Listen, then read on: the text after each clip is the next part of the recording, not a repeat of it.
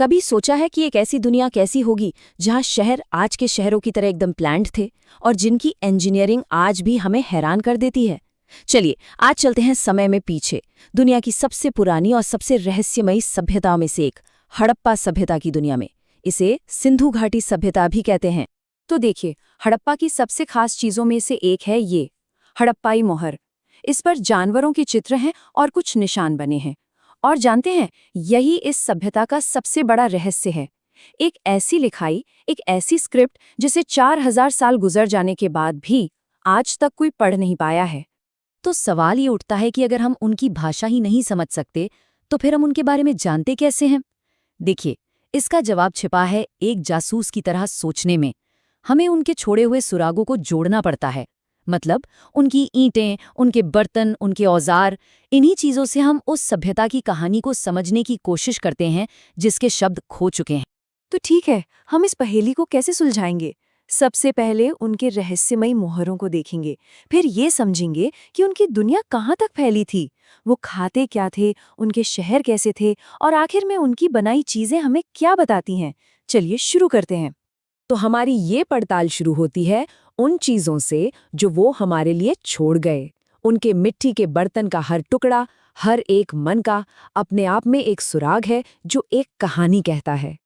अच्छा, तो सबसे पहले ये जानना जरूरी है कि ये कमाल की सभ्यता आखिर थी कहाँ और कब। चलिए जरा नक्शे पर नजर डालते हैं। देखिए, आर्कियोलॉजिस्ट ने इस पूरी सभ्यता को 3 हिस्सों में बांटा है। हम लोग अपना ध्यान परिपक्व हड़प्पा चरण पर रखेंगे, जो कि 2600 से 1900 ईसा पूर्व के बीच का दौर था। क्यों? क्योंकि यही वो गोल्डन पीरियड था जब उनके बड़े बड़े शहर बसे और उनकी संस्कृति अपने चरम पर थी। जरा इन नक्शों को देखिए। बाईं तरफ शुरुआती बस्तियां हैं जो काफी दूर दूर और बिखरी हुई हैं, लेकिन दाईं तरफ मैच्योर हड़प्पा काल में बस्तियों की संख्या और उनका फैलाव दोनों ही जबरदस्त तरीके से बढ़ जाता है। मतलब ये छोटी छोटी बस्तियों से एक बहुत बड़ी और आपस में जुड़ी हुई दुनिया बन गई थी। किसी भी समाज को समझने का सबसे पहला कदम होता है ये जानना कि वो लोग खाते क्या थे। तो आइए अब ये पता लगाते हैं कि हड़प्पा के लोग अपना पेट कैसे भरते थे। अब ये शब्द निर्वाह रणनीतियां सुनने में थोड़ा मुश्किल लग सकता है, पर इसका मतलब बहुत सीधा है। बस ये कि लोग जिंदा रहने के लिए खाना कहाँ से लाते थे और कैसे लाते थे, ये किसी भी कल्चर की नींव होती है। आर्कियोलॉजिस्ट्स को जो जले हुए अनाज और जानवरों की हड्डियां मिली हैं, उनसे पता चलता है कि हड़प्पा के लोगों की डाइट काफी मजेदार और वेरिएड थी। वो गेहूं, जौ, दाल जैसी कई चीजें उगाते थे, मवेशी पालते थे और जंगली जानवरों का शिकार भी करते थे। यहाँ तक कि मछली और पक्षी भी उनके मेन्यू में शामिल थे। और यहाँ एक और दिलचस्प बात है, हमें उनकी खेती की टेक्नोलॉजी के भी सबूत मिलते हैं। मोहरों पर बने बैल के चित्र और ये मिट्टी की छोटी छोटी मूर्तियाँ, ये सिर्फ खिलौने या कला नहीं है। नहीं, ये इस बात का पक्का सबूत है कि वो खेती के लिए बैलों का इस्तेमाल करना जानते थे। सोचिए, एक ऐसी टेक्नोलॉजी जिसने उनके खाने के उत्पादन को पूरी तरह बदल दिया होगा। और ये तो और भी कमाल है, राजस्थान के कालीबंगन में आर्कियोलॉजिस्ट को सचमुच का एक जुता हुआ खेत मिला है और उसमें हल की लकीरों के 2 सेट हैं जो एक दूसरे को काट रहे हैं। ये इस बात का सबूत है कि वो इतने एडवांस थे कि एक ही खेत में एक ही समय पर 2 अलग अलग फसलें उगा सकते थे। ये 4000 साल पहले की स्मार्ट फार्मिंग है। अब आते हैं हड़प्पा सभ्यता के सबसे हैरान करने वाले सबूत पर, उनके एकदम प्लान्ड शहर। ये उनके सबसे बड़ी खासियतों में से एक है। मोहनजोदड़ो जैसे बड़े शहर आमतौर पर 2 हिस्सों में बटे होते थे, और ये बात समझना बहुत जरूरी है। एक हिस्सा था छोटा लेकिन ऊंचाई पर बना हुआ, जिसे आर्कियोलॉजिस्ट दुर्ग या सिटाडेल कहते हैं, और दूसरा हिस्सा था काफी बड़ा लेकिन निचले इलाके में, जिसे निचला शहर या लोअर टाउन कहा जाता था। और सबसे शानदार बात पता है क्या है? ऐसा लगता है कि शहर को बनाने से पहले उसकी पूरी प्लानिंग की गई थी। बिल्कुल वैसे जैसे आज कोई आर्किटेक्ट बिल्डिंग बनाने से पहले उसका पूरा नक्शा तैयार करता है।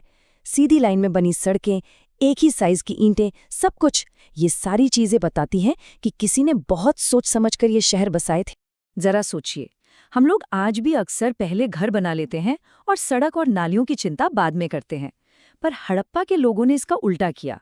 उन्होंने पहले नालियों के साथ सीधी सीधी गलियां बनाई और फिर उनके किनारे घर बनाए। ये दिखाता है कि उनके लिए साफ सफाई और इंफ्रास्ट्रक्चर कितना ज्यादा जरूरी था। उनकी इंजीनियरिंग इतनी बेहतरीन थी कि उस जमाने के एक बड़े एक्सपर्ट अर्नेस्ट मैके ने उनके ड्रेनेज सिस्टम के बारे में लिखा कि ये अब तक खोजी गई सबसे कंप्लीट प्राचीन प्रणाली है। मतलब इससे बड़ी तारीफ और क्या हो सकती है।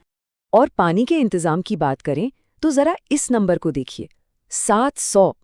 ऐसा अनुमान है कि अकेले मोहनजोदड़ो शहर में लगभग 700 कुएं थे। ये दिखाता है कि पानी को मैनेज करने में वो कितने माहिर थे।